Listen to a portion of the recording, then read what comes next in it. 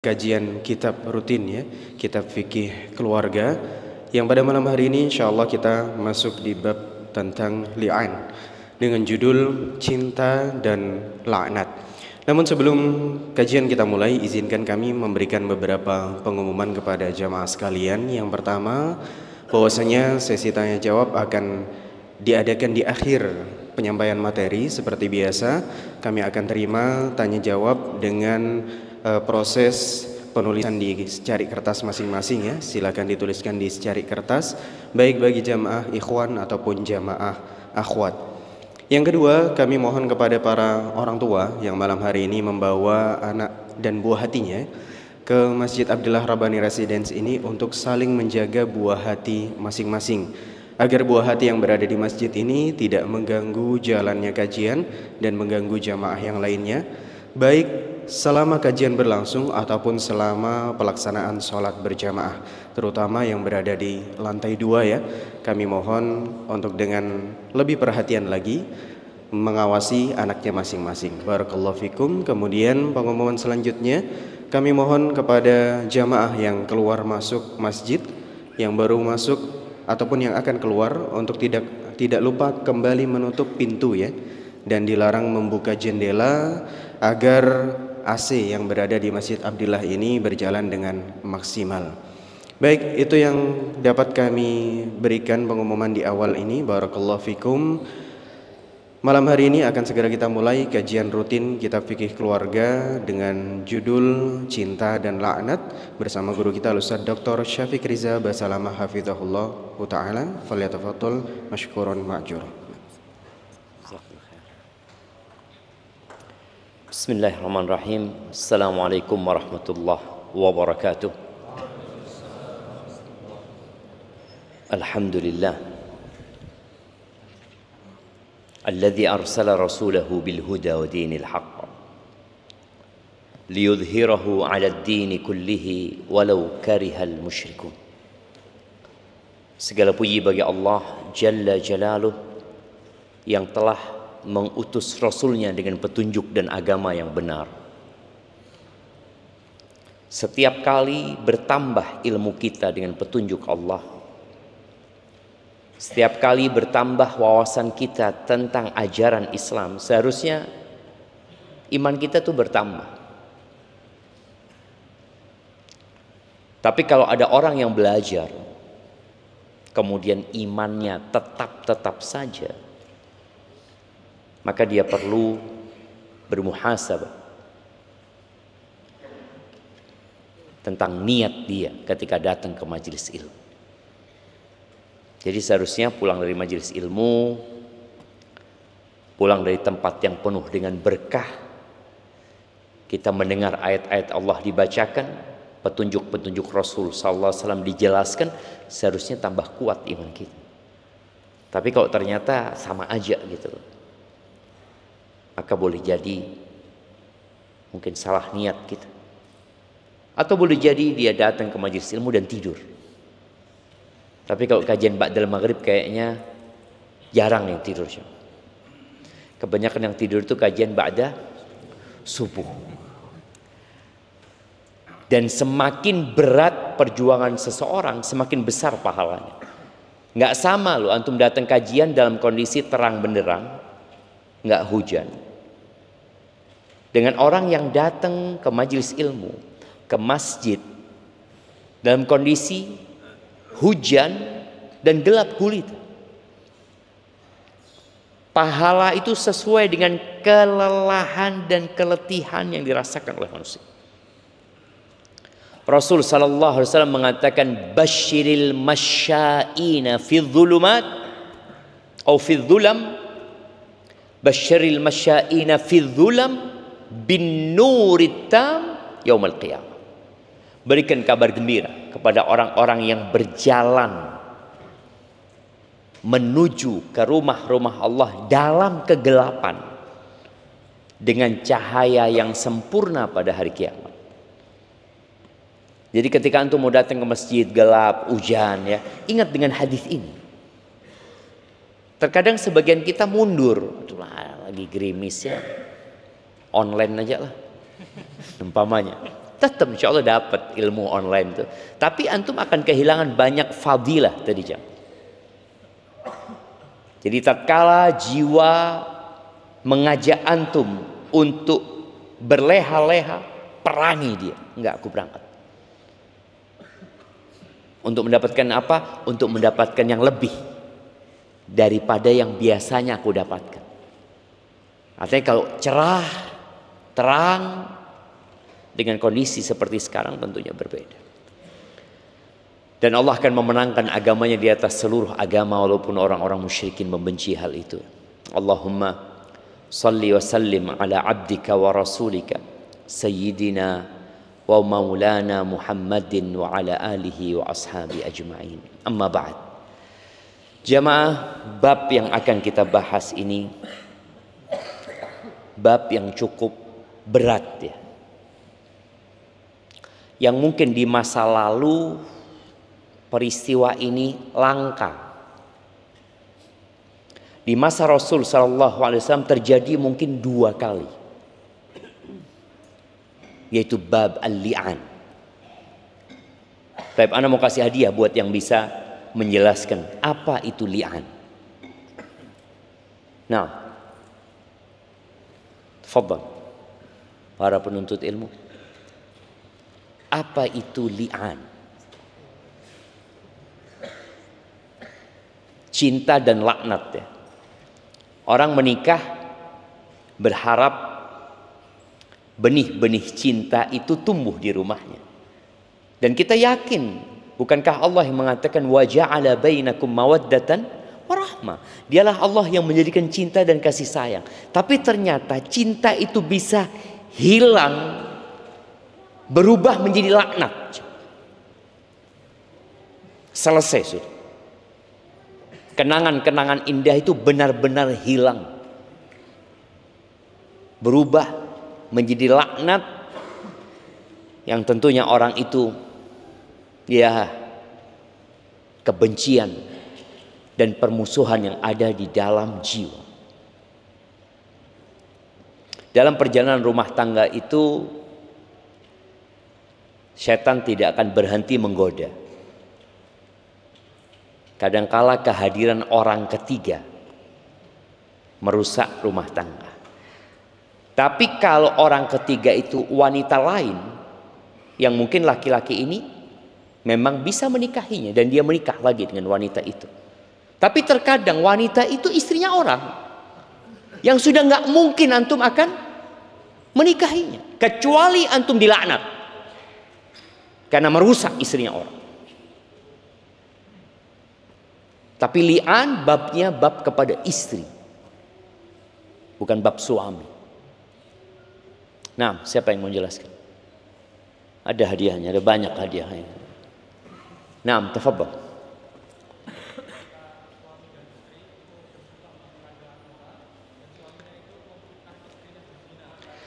Ketika suami dan istri bersumpah di pengadilan agama dan sang suami posisinya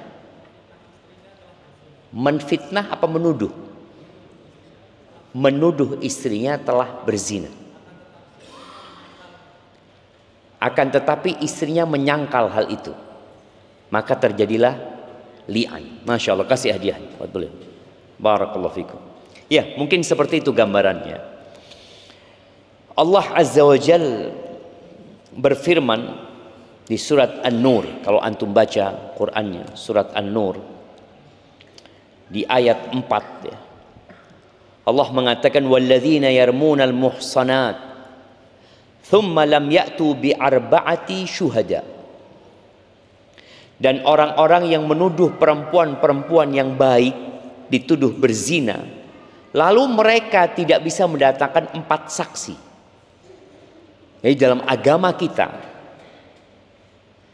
menuduh orang berzina itu harus mendatangkan 4 saksi yang melihat kejadian zina itu seperti masuknya celak ke tempatnya, melihat dengan mata kepala telanjang, melihat 4 orang. Kalau ternyata hanya 3 orang, dan subhanallah ya, aturan Allah itu begitu indahnya. Untuk mengumpulkan 4 orang, memberikan kesaksian palsu, itu agak berat. Kalau saksi 2 orang, mudah.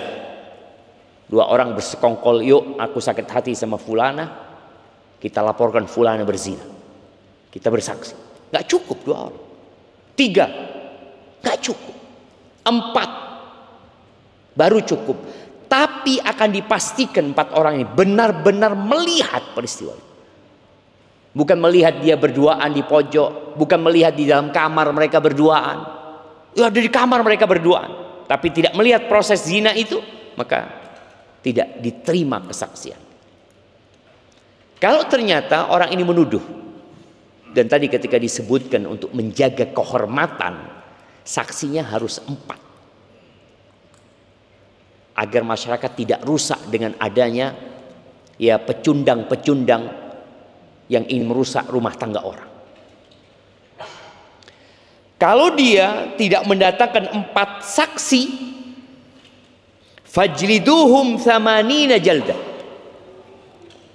maka deralah, dipecut jemaah, sebanyak 80 kali. Wala taqbalu lahum syahadatan abada, jangan diterima kesaksian mereka selama-lamanya. Wa ulaika humul fasiqun, mereka ada orang-orang fasik. Illa alladziina tabu min ba'di dzalika wa aslahu, kecuali orang yang bertobat setelah itu dan memperbaiki, fa innallaha ghafurur rahim. Aisyah radhiyallahu taala anha pernah dituduh berzina. Ini pelajaran buat kita ya. Jangan antum sok suci ketika mendapatkan musibah. Aisyah difitnah berzina. Istrinya Nabi Muhammad SAW, putrinya Abu Bakar As-Siddiq radhiyallahu taala anhu, dituduh berzina. Ini ujian hidup ini. Ketika antum mendapatkan ujian itu, maka hendaklah antum introspeksi diri. Aisyah ajak dituduh berzina, apalagi orang kayak ana yang tidak sebaik Aisyah. Dan ternyata orang-orang yang menuduh itu tidak punya saksi. Mereka hanya melihat Aisyah radhiyallahu anha itu masuk ke kota Madinah didampingi Safwan bin Mu'attil, dibawa berduaan. Karena Aisyah ketinggalan radhiyallahu anha, ditinggal ya oleh pasukan itu. Dengan tidak sadar mereka, akhirnya muncul isu berzina. Maka hati-hati. Kita melihat perempuan yang mungkin pakaiannya kurang baik, jangan mudah kita menuduh pelacur. Antum dari mana dia berzina? Kalau antum tidak punya 4 saksi, antum akan dihukum 80 kali. Terus bagaimana kalau yang menuduh berzina ini suaminya? Suami nggak punya bukti, karena ya dia ngelihat istrinya di kamar sama laki-laki.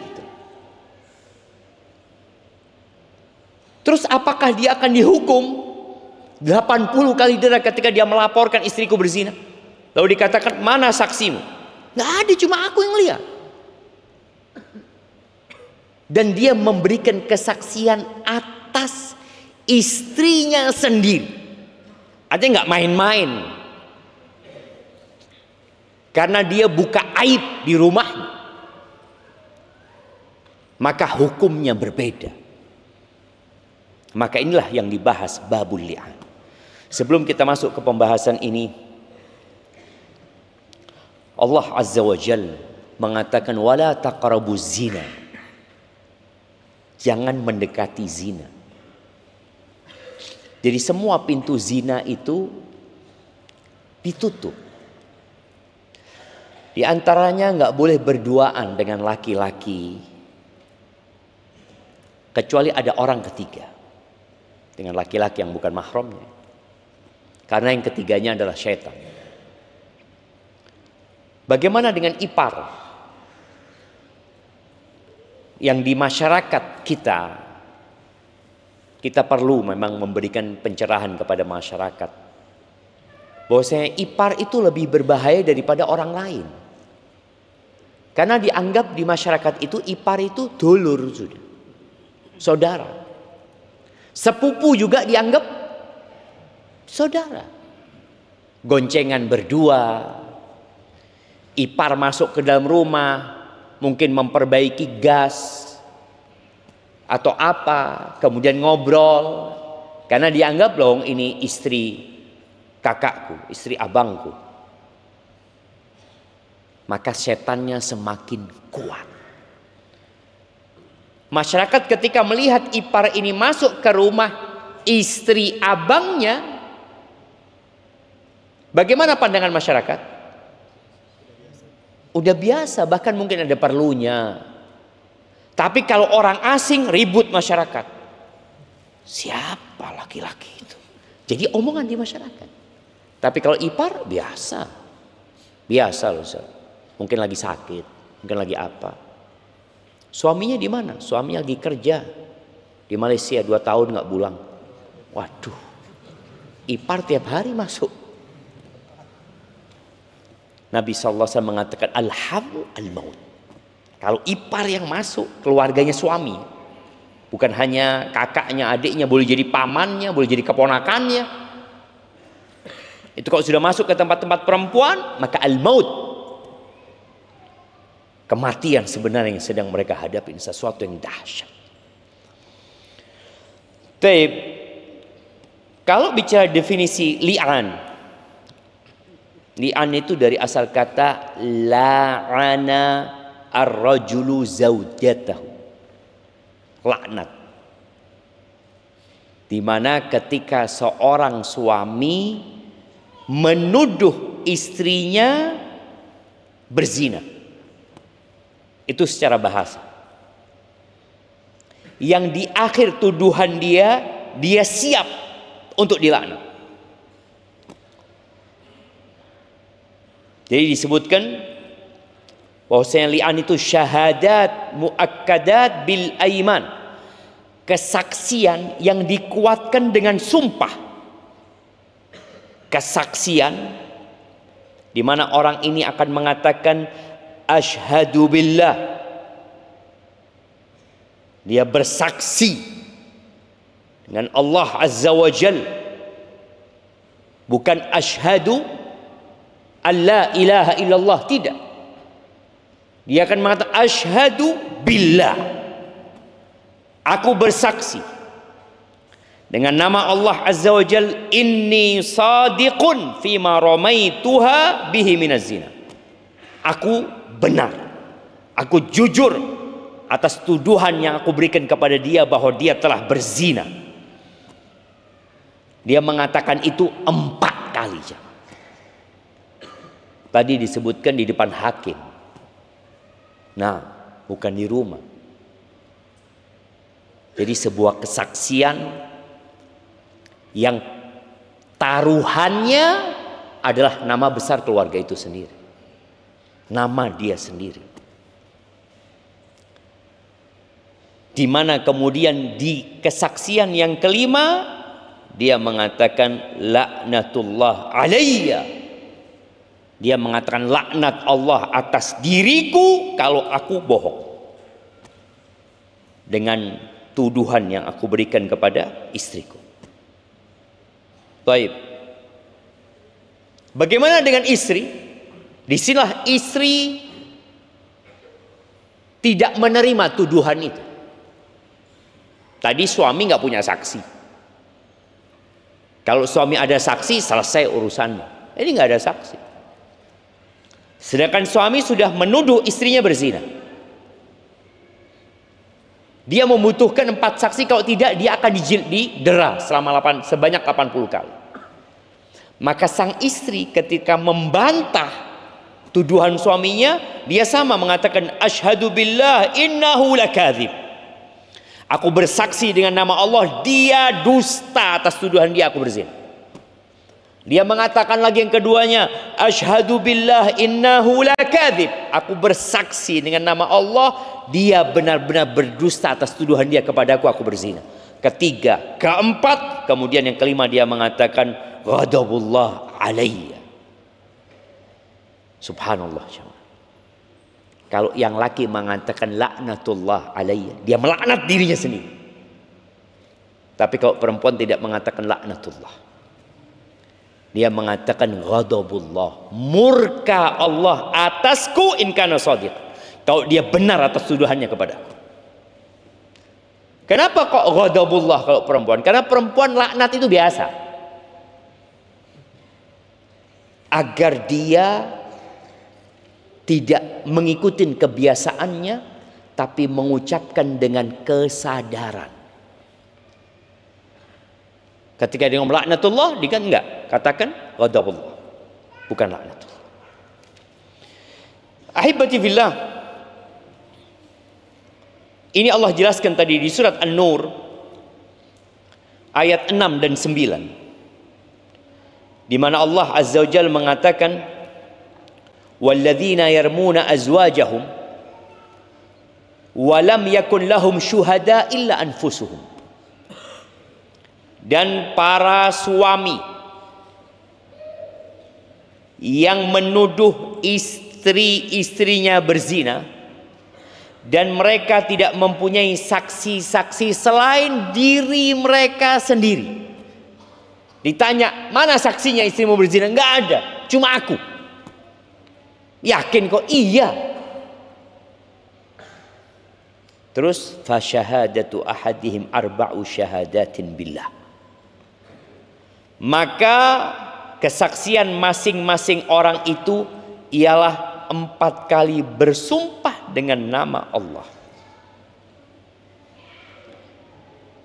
Innahu laminas shadiqin. Yang isi sumpahnya bahwa dia benar-benar jujur dalam tuduhan yang dia berikan kepada istrinya bahwa dia berzina. 4 kali kesaksian seperti tadi yang udah kita sebut. Wal khamisatu anna la'natallahi alaihi in kana minal kadzibin. Dan sumpah yang kelima, dalam sumpahnya dia mengatakan laknat Allah akan menimpaku jika aku berdusta. Terus bagaimana dengan istrinya? Allah sebutkan wa yadra'u anhal adzaba. Dan istri ini bisa terhindar dari hukuman. Karena kalau sang istri tidak melakukan bantahan, maka dia dirajam. Dan bagaimana sang istri supaya tidak dirajam?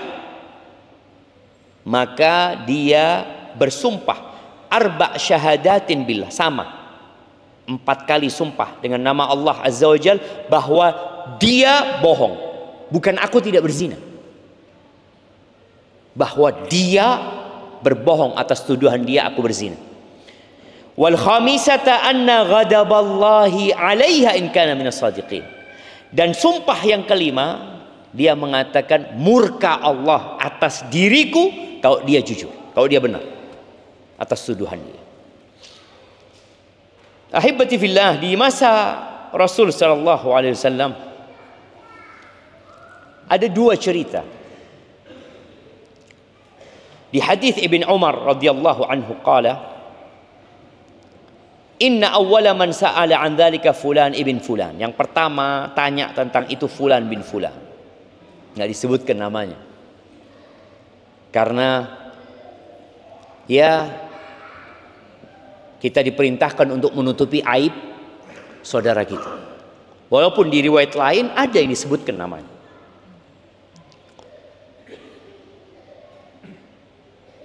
Orang ini tanya kepada Nabi SAW, ya Rasulullah,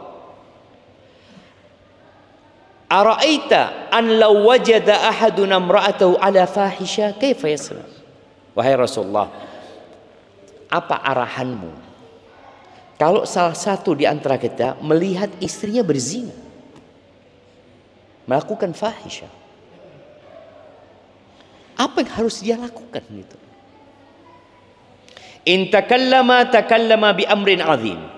Kalau dia ngomong, maka dia berbicara dengan urusan yang besar. Tadi dia butuh 4 saksi. Kalau enggak dia yang dipecut gitu.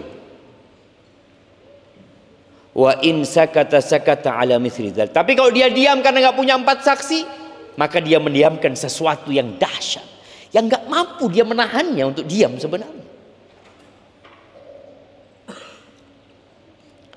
Fasakata an-nabiy sallallahu alaihi wasallam falam yujibhu.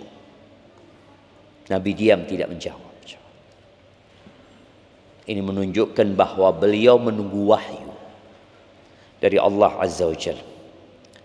Falamma kana ba'da dzalika atahu. Ketika keesokan harinya atau setelah waktu itu, orang ini datang lagi mengatakan, innalladzi sa'altuka anhu qad ibtulitu bihi. Ya Rasulullah, aku tanya itu karena masalahnya sama aku sendiri, bukan orang lain. Bukan ini pertanyaan tentang sesuatu yang belum terjadi, tapi masalahnya aku diuji dengan masalah ini ya Rasulullah. Jadi dalam bertanya meminta fatwa itu, boleh kita tidak menyebutkan objeknya atau subjeknya. Gimana kalau ada kejadian gini? Istri umpamanya tanya sama Ustadz, kalau ada kejadian seperti itu, kalau seorang suami melakukan ini dan itu, gimana Ustadz? Nggak harus dia menyebutkan suamiku. Tapi karena sahabat ini nggak ada jawaban dari Nabi SAW, Nabi diam, maka sahabat ini terus terang itu kejadian sama aku. Lalu Allah turunkan firman Allah di surat An-Nur tadi ayat 6 sampai 9. Maka kemudian Nabi membacakan ayat-ayat itu kepada sahabat ini. Dan sahabat ini dikasih nasihat, diingatkan bahwa azab dunia itu lebih ringan daripada azab akhirat. Artinya engkau jangan macam-macam gitu. Jangan membuat tuduhan palsu. Apa kata? Jadi ketika dibacakan ayat-ayat ini, istrinya sudah didatangkan jemaah. Suaminya mengatakan, la walladzi ba'atsaka bil haqq ma kadzabtu 'alaiha. Demi Allah, aku nggak dusta ya Rasulullah. Benar. Akhirnya dipanggil istri. Sebelum istri ini diminta bersumpah tadi, dikasih nasihat dulu. Diingatkan bahwasanya azab dunia lebih ringan daripada azab akhirat. Artinya perempuan ini kalau dia ngaku, maka dia akan dirajam. Maka Nabi mengingatkan kepada dia, azab dunia lebih ringan. Sebagaimana suaminya tadi, sebelum engkau melakukan li'an, ingat, azab dunia lebih ringan. Engkau akan dipecut 80 kali selesai. Daripada engkau di akhirat nantinya. Ada sebagian orang yang meremehkan akhiratnya. Kadang-kadang ditagih utangnya, apa kata dia? Nantilah nak bayar di akhirat. Ada cuma. Iya, dengan ringan sekali. Nabi SAW mengingatkan azab dunia lebih ringan, jemaah. Antum sebutkan di dunia ini siksaan yang paling menakutkan itu jauh lebih ringan daripada 1 hari dicelup di neraka. Orang yang paling ringan azabnya di neraka itu nggak masuk ke neraka, cuma kakinya doang, telapak kakinya yang di neraka. Dikasih 2 bara api neraka, otaknya mendidih dan tidak mati. Kalau di dunia orang mungkin disiksa dengan siksaan yang menakutkan dan menyakitkan, lalu mati, selesai. Sedangkan di akhirat nggak berhenti dia disiksa. Maka Nabi mengingatkan perempuan ini, sebelum kau bersumpah dikasih tahu. Qalat la walladzi ba'atsaka bil haqq innahu lakadzib. Ya Rasul, dia yang dusta. Ya sudah. Berarti nggak ada solusi. Lalu sang suami diminta bersumpah, mengatakan asyhadu billah annani la shadiq, aku bersaksi dengan nama Allah, aku jujur dalam tuduhanku kepada dia bahwa dia berzina. Kemudian yang kelima, dia mengatakan laknat Allah atas aku kalau aku termasuk orang-orang yang dusta. Itu yang dia ucapkan. Kemudian baru istri. Sang istri pun bersaksi dengan nama Allah bahwa suaminya termasuk pendusta. Dan yang kelima, dia bersumpah dan memberikan kesaksian bahwa murka Allah atas diri kalau dia benar dalam tuduhan dia. Ahibati fillah, para ulama menyebutkan bahwa proses li'an ini, kalau tadi disampaikan di pengadilan agama di depan hakim,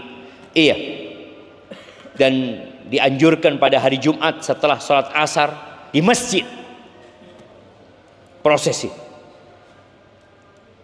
ini Ibnu Hazm mengatakan ittafaqu, mereka bersepakat, mereka berkata bahwasanya li'an itu dilakukan pada hari Jumat setelah sholat asar supaya dua orang ini takut, nggak main-main. Karena kita tahu setelah sholat asar itu doa mustajab. Kalau dia sampai mengatakan laknatullah atas dirinya, dan ada orang-orang yang menyaksikan hal itu,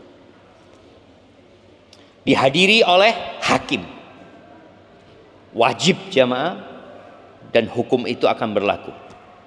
Ya, di antara yang disebutkan oleh Ibnu Hazm ini, dia mengatakan billahilladzi la ilaha illahu alimil ghaibi wasyahadah inni la shadiq, dengan nama Allah yang tidak Tuhan selain dia, yang tahu dengan yang gaib dan yang nyata, aku jujur dalam tuduhanku kepada dia kalau dia berzina. Dan dia menunjukkan kepada istri, menunjuk dia yang berzina ini. Dia mengatakan hal itu 4 kali. Kalau beliau sebutkan, kalau ternyata istrinya hamil dan dia ingin menafikan, dia juga mengatakan bahwa anak yang di perut dia bukan anakku. 2 di sini. Dia menuduh istrinya berzina. Kalau istrinya hamil, dia juga menafikan anak yang ada di perut istri. Enggak, bukan anakku. Atau boleh jadi sang suami tidak melihat istrinya berzina. Dia pulang dari bekerja, 1 tahun dia kerja. Pulang istrinya hamil. Berapa bulan? 2 bulan, Bang. Alhamdulillah, Bang. Ini terakhir engkau waktu datang, hah? Terakhir 1 tahun yang lalu aku. Ini hamil dari mana? Maka ada 2. Boleh jadi dia menuduh istrinya berzina tapi nggak hamil, dan boleh jadi dia menuduh istrinya dalam kondisi istrinya hamil dan dia menafikan anak itu bukan dari dirinya. Jadi li'an ini disyariatkan ya tadi dalam kondisi suami menuduh istrinya berzina. Di hadis Sahal bin Sa'ad As-Sa'idi disebutkan Ja'a Uwaimir Al-Ajlani, datang seorang sahabat namanya Uwaimir Al-Ajlani. Dia datang ke sahabatnya namanya Asim ibn Adi. Dia ngomong sama temannya, di sini jamaah, curhat itu boleh, tapi pilih-pilih. Orang tua jangan curhat sama anaknya, karena hal itu hanya akan membuat beban buat anaknya. Kalau bisa jangan curhat sama orang tuanya juga. Kalau perkara itu akan membuat orang tua menderita. Kita lihat Uwaimir ini datang ke sohibnya, yang dia tahu sohibnya ya berkompeten untuk menjawab masalah dia. Paling nggak sohibnya cinta sama dia. Apa katanya Uwaimir? Ara'aita rajulan wajada ma'amra'atihi rajulan fayaktuluhu ataktulunahu bihi. Menurutmu gimana Kalau ada seorang suami melihat istrinya bersama laki-laki lain, kalau dia membunuh laki-laki itu, apakah kalian akan bunuh dia? Suaminya ini dibunuh juga karena telah membunuh dia. Ya mungkin Asim nggak bisa jawab. Lalu kata Uwaimir, salli ya Asim Rasulullah SAW. Coba tanyakan kepada Rasulullah SAW. Ini yang istilah kita sekarang, ada titipan pertanyaan. Iya, titip dia. Dia nggak mau tanya langsung sama Rasulullah SAW. Dia malu. Dan pernah kejadian Zainab, istrinya Ibnu Mas'ud juga mau tanya kepada Nabi SAW. Dia ngomong sama Bilal. Bilal tanyakan kepada Nabi SAW. Titip juga. Tapi jangan ngomong ya, aku yang tanya. Bilal ngomong, ya Rasulullah ada perempuan tanya. Masalah ini. Siapa yang tanya? Kata Nabi SAW. Zainab, kata Ibnu Mas'ud. Zainab siapa? Zainab istrinya Ibnu Mas'ud. Oh, kata Nabi SAW. Artinya kadang-kala mau tahu Nabi SAW siapa yang bertanya ya. Karena kadang-kala jamaah ada fatwa yang diberikan karena melihat orang. Seperti kejadian di masa Ibnu Abbas radhiyallahu anhu, Ibnu Abbas atau selainnya. Ada seorang tanya kepada beliau, apakah orang kalau membunuh itu masih ada ampunan buat dia? Kata Yunus, nggak ada. Akhirnya pergi orang itu. Murid-muridnya tanya, gimana sih? Katanya masih ada ampunan. Dosa membunuh itu masih bisa diampuni. Dosa yang nggak diampuni apa? Syirik. Dikatakan loh, orang ini minta fatwa mau bunuh. Dia minta fatwa supaya ada legalitas untuk membunuh gitu loh. Kalau dikatakan iya ada ampunan, oh jazakallah khair, aku bunuh dia. Loh, makanya kita harus tahu loh, jangan. Walaupun kita tahu pendapat Ahlus Sunnah wal Jamaah bahwa semua dosa itu, semua dosa besar itu tidak mengeluarkan pelakunya dari Islam. Masih ada kesempatan untuk diampuni oleh Allah Azza wa Jalla selama dia tidak menghalalkan perbuatan dosa itu, kecuali syirik. Maka nih cerita Uwaimir akhirnya meminta kepada Asim untuk tanya kepada Rasul SAW. Maka datang Asim bertanya. Kata Sahal bin Sa'ad, fakarihan Nabiyyu sallallahu alaihi wasallam al-masaila wa'abah. Nabi enggak suka dengan pertanyaan itu.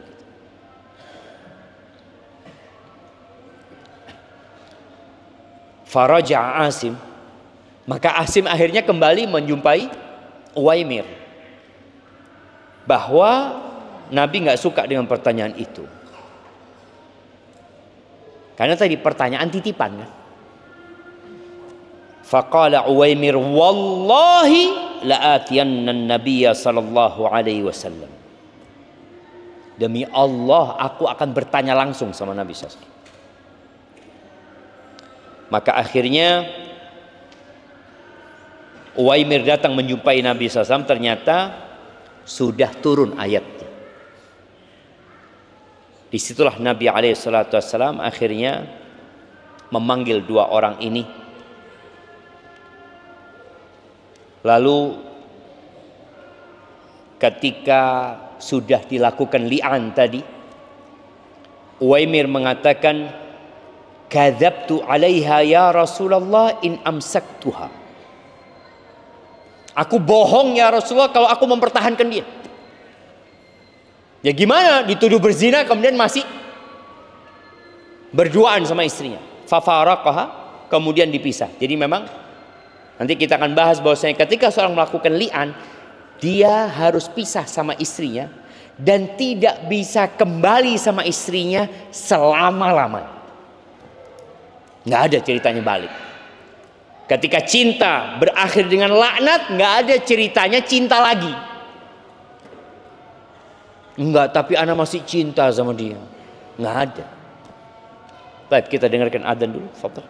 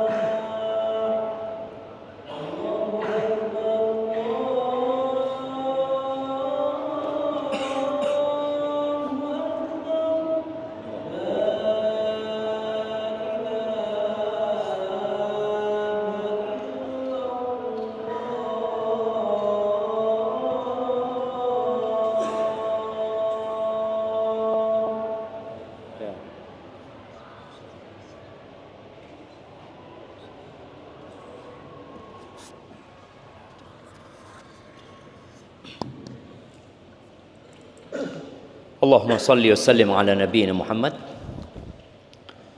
Jadi jamaah,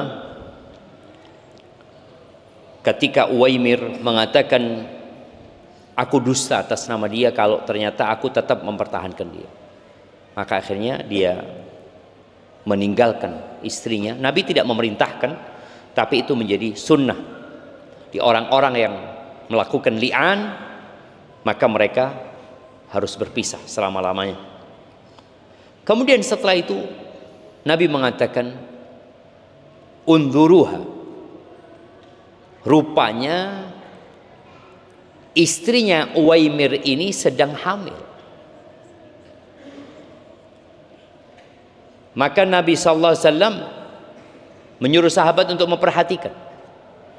Fa in ja'at bihi ahmar qasiran mithla wahara fala urahu illa qad kadzab. Kalau ternyata anaknya nanti putih kemerah-merahan dan pendek seperti wahara. Disebut wahara ini ya binatang yang biasa datang ke makanan dan daging dan merusaknya. Jadi pendek. Jadi kalau bayi itu kelihatan kecil gitu jamaah. Putih, kemerah-merahan dan pendek.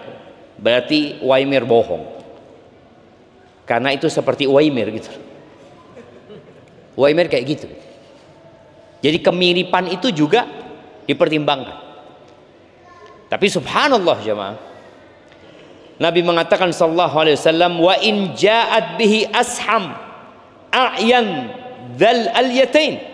Tapi kalau ternyata anaknya itu hitam, matanya lebar, dzal alyatain, maaf pantatnya gede, maka Uwaimir benar dalam tuduhannya. Anaknya kayak siapa akhirnya jemaah? Kayak yang kedua.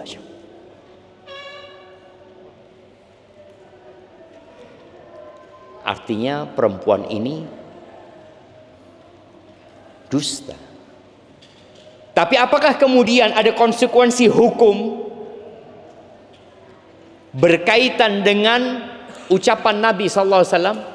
Akhirnya dipanggil tuh perempuan, oh enggak, kamu ternyata bohong, ini anaknya seperti ini. Enggak, dibiarkan. Perempuan itu hidup dalam laknat, dalam murka Allah Azza wa Jalla. Jadi selesai. Maka ahibati fillah, sahabat yang kedua yang melakukan li'an adalah Hilal ibn Umayyah. Hilal bin Umayyah ini termasuk dari salah satu dari 3 sahabat yang tidak ikut perang Tabuk ya. Salah satunya Hilal bin Umayyah. Itu Hilal melihat istri. Para ulama mengatakan kisah Hilal bin Umayyah kayaknya lebih dulu daripada kisah Uwaimir. Tapi yang jelas ada 2 kejadian di masa Rasul sallallahu alaihi wasallam. Apa hikmah dari disyariatkannya li'an ini jemaah? Maka hikmahnya menjaga nasab. Loh, jangan sampai ini bukan anak-anak. Kok nasabnya sama anak? Tapi memang di dalam agama kita, apakah tes DNA berlaku? Anak kok ragu ya, anak ini anaknya anak gitu. Loh, kenapa kata dia? Ya itu, anak ini ya nggak putih, istri anak juga nggak putih, ini anaknya putih banget gitu. Pernah di masa Nabi SAW seorang sahabat datang kepada Rasul SAW mengatakan, ya Rasulullah, inna mra'ati waladat gulaman aswad. Wahai Rasulullah, istriku ini melahirkan anak hitam ya Rasulullah. Padahal dia putih, istrinya putih. Gimana kira jamaah? Apa tes DNA aja? Nabi SAW mengatakan kepada sahabat ini, halaka min ibil, engkau punya onta enggak? Ada ya Rasulullah, kata dia. Apa warnanya? Ada yang putih, ada yang merah, kata dia. Seperti itu. Ada yang hitam kebiru-biruan gitu, aurat. Loh, kok bisa itu warnanya kayak gitu? Anaknya itu. Padahal bapak emaknya putih sama merah gitu kan. La'allahu naza'athu irqun ya Rasul. Mungkin ada di mbah-mbahnya yang warnanya itu ya Rasulullah. Oh, mungkin anakmu sama. Boleh jadi di mbah-mbahmu itu ada yang warnanya kayak gitu. Oh iya, boleh jadi ya Rasulullah. Awalnya dia ragu gitu, melihat kok kayak gini gitu kan, seperti itu cuma. Maka sampai hari ini fatwa para ulama Al-Majma' Al-Fiqhi ya, mengatakan tes DNA tidak bisa dijadikan alat untuk menafikan nasab. Karena boleh jadi alatnya lagi tidak akurat. Boleh jadi. Kemungkinan terjadi kesalahan mungkin atau tidak? Mungkin jamaah. Yang tidak mungkin terjadi kesalahan, li'an. Kalau engkau mau menafikan anakmu, li'an. Tidak pakai tes DNA. Maka kita lihat Nabi SAW tidak mempermasalahkan anaknya nanti seperti apa. Yang penting sudah terjadi li'an, maka berlakulah konsekuensi dari li'an tersebut. Bagaimana jamaah kalau ternyata anaknya seperti Uwaimir, tapi dia sudah menafikan, dia sudah, karena terjadi di tes DNA sekarang ini banyak ya di Amerika, ada tes DNA yang dilakukan untuk menafikan anak. Anaknya sudah pada gede-gede, kemudian dia nggak percaya, lalu dia melakukan tes DNA dan terbukti ternyata bukan dia bapaknya. Dalam agama kita enggak. Itu membantu mungkin, tapi untuk menafikan tidak. Tes DNA itu berguna ketika anak itu enggak ketahuan orang tuanya di rumah sakit umpamanya, ribut. Ini anak saya ini. Bukan itu anaknya ibu. Loh kok hitam? Anak saya. Enggak, yang ini yang putih kata dia.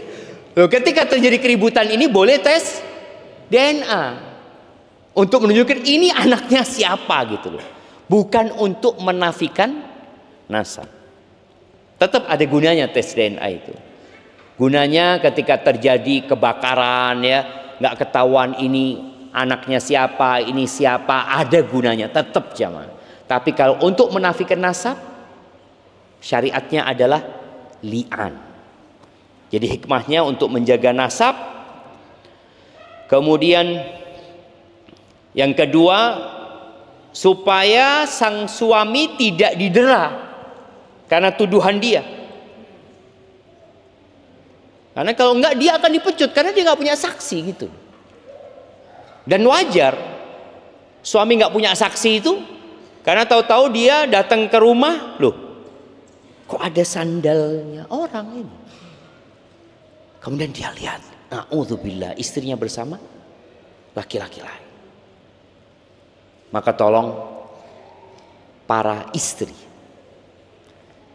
ketika Allah menyebutkan wanita-wanita yang menjaga, orang wanita-wanita yang soleha itu, apa kata Allah? Fasalihatu qanitatun hafizatun lil ghaibi bima hafizallah. Perempuan yang soleh itu yang taat dan menjaga kehormatan dirinya dengan penjagaan Allah ketika nggak ada suaminya. Karena kadangkala sang istri ini ya merasa ya dia butuh, boleh jadi suaminya ini tidak memuaskan dia. Maka tidak ada alasan sang istri berzina, dia boleh gugat cerai gitu loh. Jangan kemudian engkau berzina karena istrimu sakit, karena suamimu sakit. Silakan kau gugat cerai. Nggak ada alasan. Laki-laki tidak ada alasan berzina, perempuan juga tidak ada alasan berzina. Maka tundukkan pandangan juga. Karena terkadang ada laki-laki yang na'udzubillah yang menggodain perempuan. Sampai ada cerita di Arab sana. Seorang perempuan ini kadangkala perempuan ini merasa dizolimi sama suaminya. Dia kesepian di rumahnya ya. Sekarang ini dengan adanya handphone, apa yang dia lakukan? Status. Yang pertama dia akan lakukan adalah membuat status. Status itu akan dibaca oleh siapa? Oleh orang banyak gitu. Maka akhirnya muncul simpati dari kawan-kawan lama. Engkau punya masalah gitu ya. Akhirnya nanti ketemu, diajak keluar, na'udzubillah berzina. Dan setan itu akan menggambarkan yang buruk jadi indah. Kemudian di antara hikmah agar tidak terjadi kerusakan tentunya di masyarakat ini jemaah. Dengan munculnya orang-orang yang berzina tapi tidak munculnya istri-istri yang berzina tapi sang suami nggak punya bukti. Nggak punya bukti. Apa solusinya? Ya li'an. Supaya tidak terjadi kerusakan di muka bumi ini. Barakallahu fiik, itu mungkin nanti kita akan membahas tentang syarat sahnya li'an. Karena sebagian ulama mensyaratkan harus di masjid jami ternyata jamaah. Dan dianjurkan habis asar. Dihadiri oleh hakim. Masjid jami'nya kalau bisa masjid jami' yang paling besar di kota tersebut, kalau enggak ya di mana saja. Barakallahu fiik. Taib, ana akan kasih hadiah yang bisa jawab. Sebutkan 2 nama sahabat. Nah, antum angkat tangan dulu. Yang 2 nama sahabat yang apa ini? Yang melakukan li'an. Fadhal. Umair al-Ajlani, Uwaimir al-Ajlani. Yang kedua Hilal bin Umayyah. Nah, kasihkan hadiahnya buat beliau. Masya Allah, barakallahu fikum. Iya. Baik, ada pertanyaan.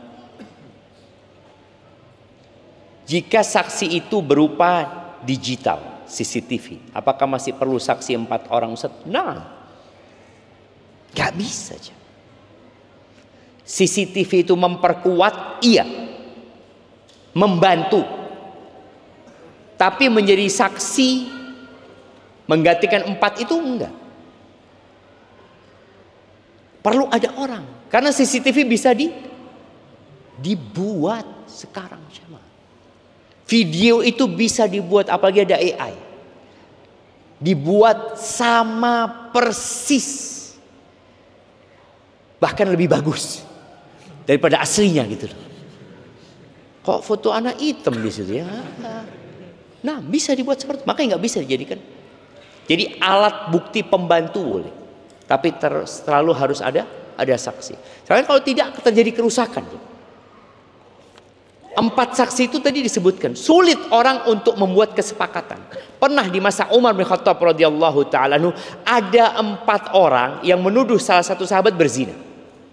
Akhirnya dipanggil. Satu mengatakan, saya melihat bagaimana barangnya itu masuk ke barangnya dia. Yang kedua, iya saya juga sama melihat.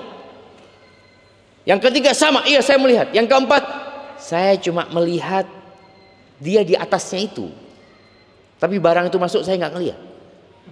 Akhirnya 4 orang itu, yang 3 orang itu dipecut semua. Dipecut semua. Karena harus 4.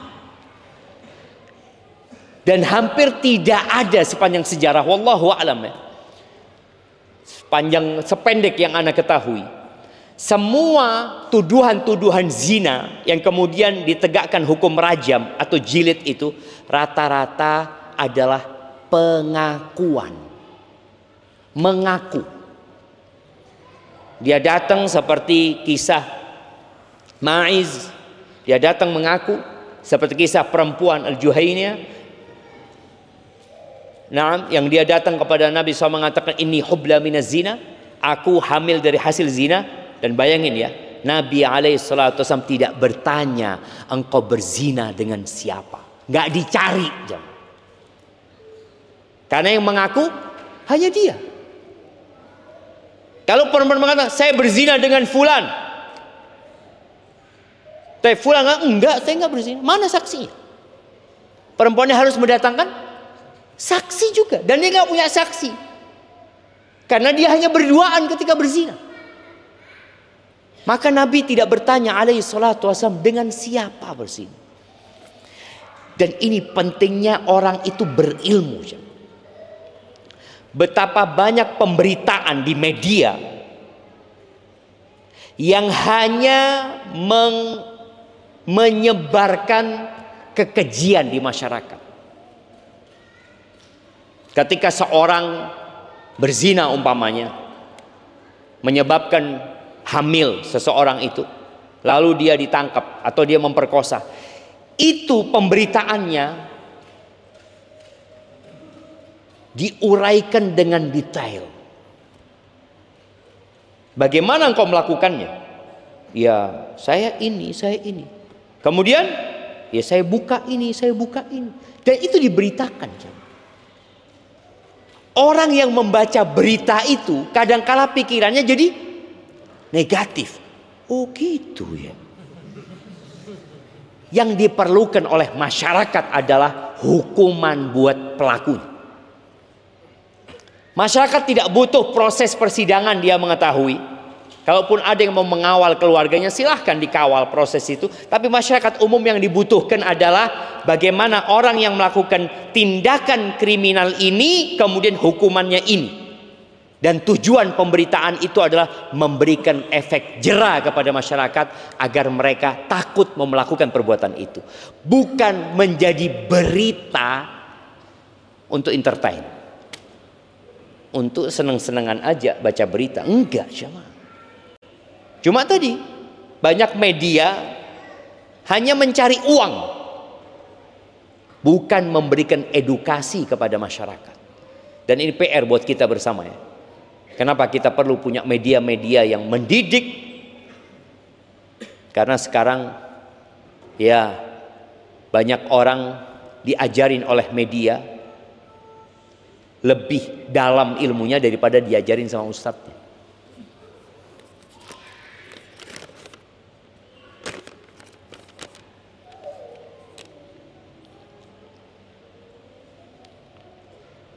Izin bertanya Ustadz, kapan titik seorang suami agar bijak dalam menceraikan istrinya?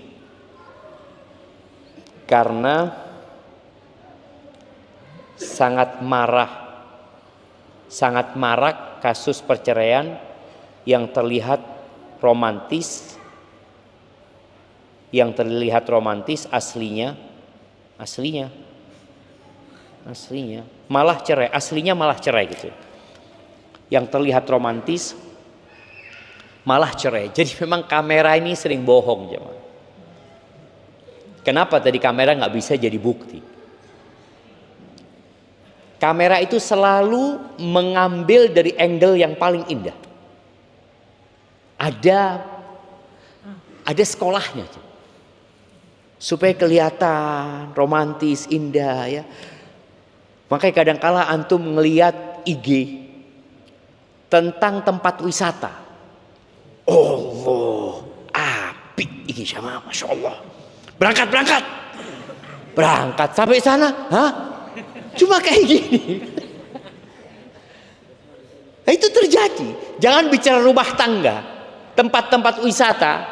Orang itu kalau dikasih tahu gambarnya waktu ulo ya, Allah ini dia lihat ada biawak yang sedang berjalan, mungkin dia lihat yang indah-indah sampai sana. Apa ini? Dia keluarkan kameranya, HP-nya. Ya Allah, dibohongin sama kamera. Betul. Maka tadi kalau dikatakan orang kelihatan romantis ya, maka nggak perlu romantis itu ditunjukkan sama orang. Yang terkadang hanya akan membuat orang hasad, iri. Ketika antum menunjukkan romantis antum kepada orang, orang jadi iri. Ketika iri jadi hasad, kemudian ain. Udah nggak perlu gitu loh. Yang perlu adalah benar-benar romantis. Bukan romantis yang dibuat-buat. Maka kalau pertanyaannya ini, kapan titik seorang suami? Kapan titik? Betul jemaah. Antum paham? Kapan titik seorang suami agar bijak dalam menceraikan istri? Ya, jangan diceraikan istri antum. Kenapa antum mau ceraikan istri antum? Artinya kalau memang sudah tidak bisa diperbaiki.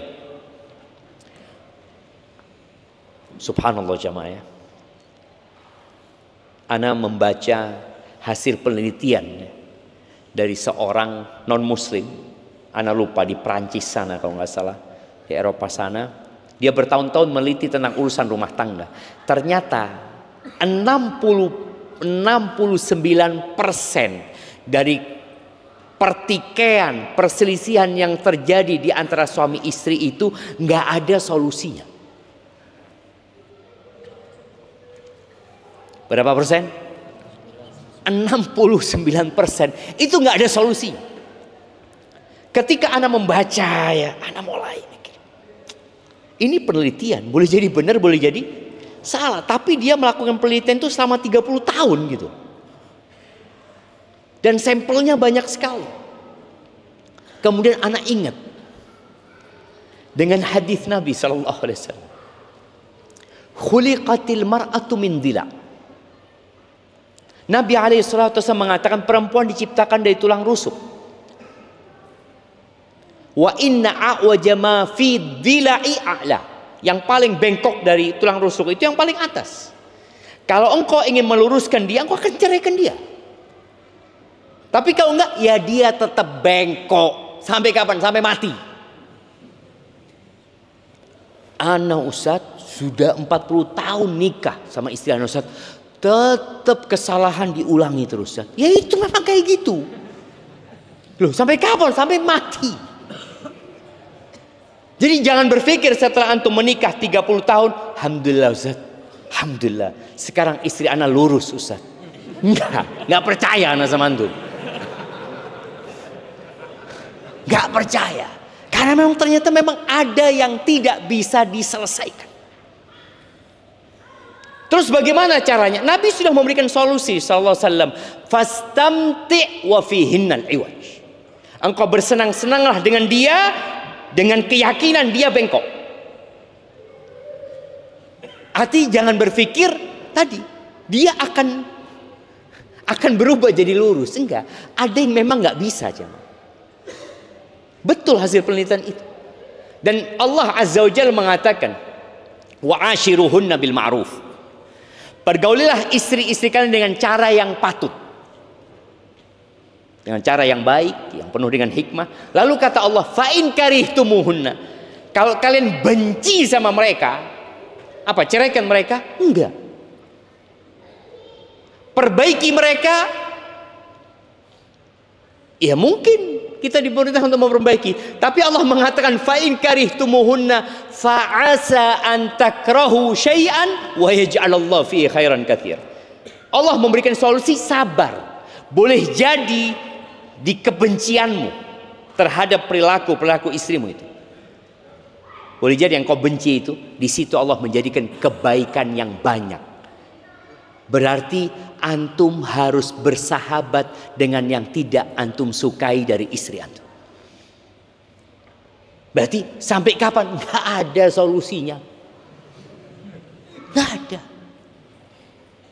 Nabi alaihissalatu wassalam mengatakan kepada para sahabatnya, la yafraq mu'minun mu'minah. Tidak boleh seorang suami yang beriman membenci istri yang beriman.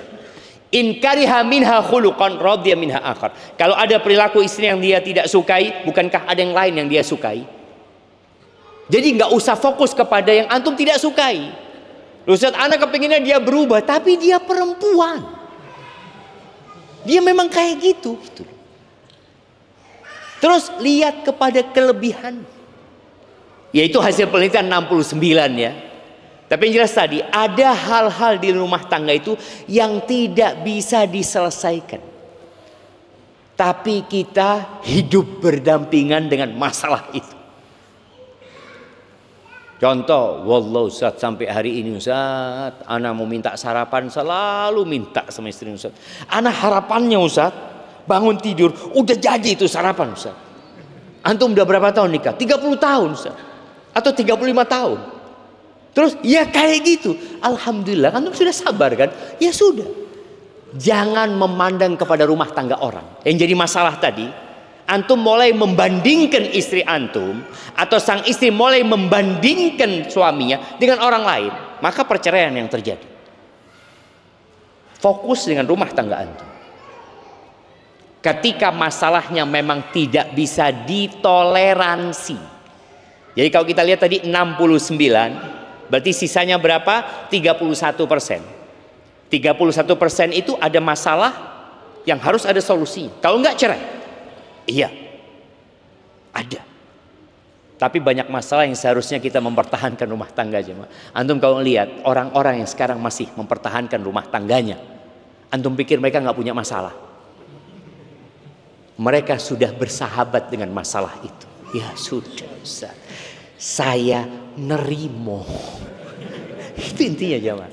Sahih. Baik, ini yang terakhir. Bismillah. Semoga Allah merahmati Ustaz. Izin bertanya Ustaz. Amin.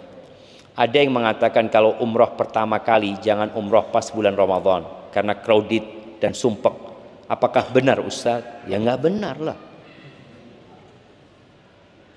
Umrah di bulan Ramadan itu seperti haji bersama Nabi SAW. Yang konsekuensinya ramai. Tapi Ramadan itu 30 hari. Awal Ramadan berbeda dengan akhir Ramadan. Pertengahan Ramadan berbeda dengan awal Ramadan. Bahkan sebagian mengatakan pertengahan Ramadan itu lebih enak daripada awal Ramadan.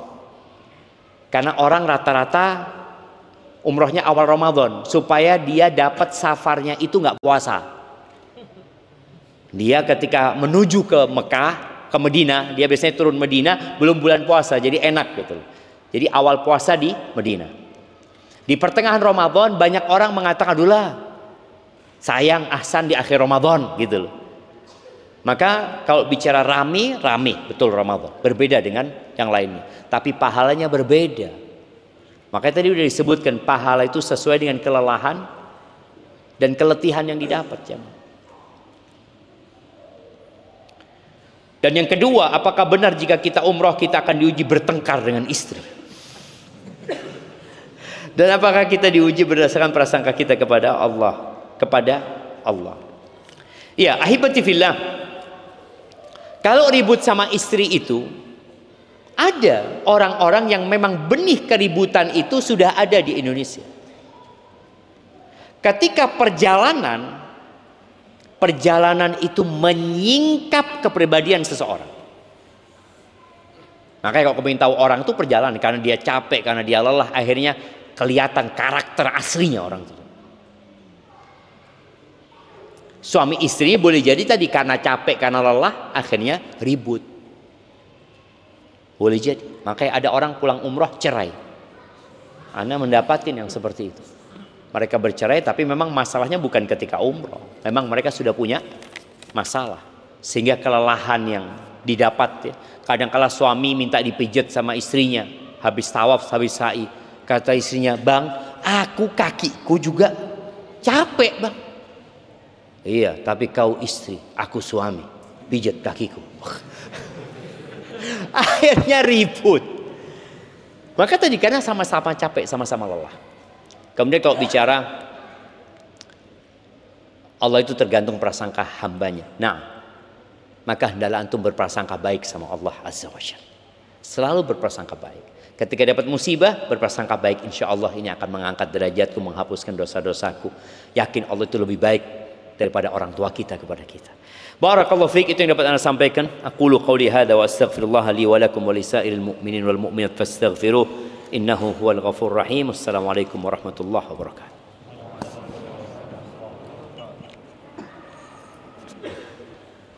Baik, jazakumullah khairan kepada guru kita Ustaz Dr. Syafiq Riza Basalamah Hafizahullah Ta'ala telah menyampaikan materi pada malam hari ini. Semoga ilmu yang kita dapatkan menjadi ilmu yang bermanfaat bagi kita semua dan Allah mudahkan kita untuk mengamalkan dan menyampaikan kepada saudara-saudara kita. Baik jamaah, sebelum kami tutup ada satu door prize ya dari kami. Bagi jamaah sekalian yang hadir pada malam hari ini,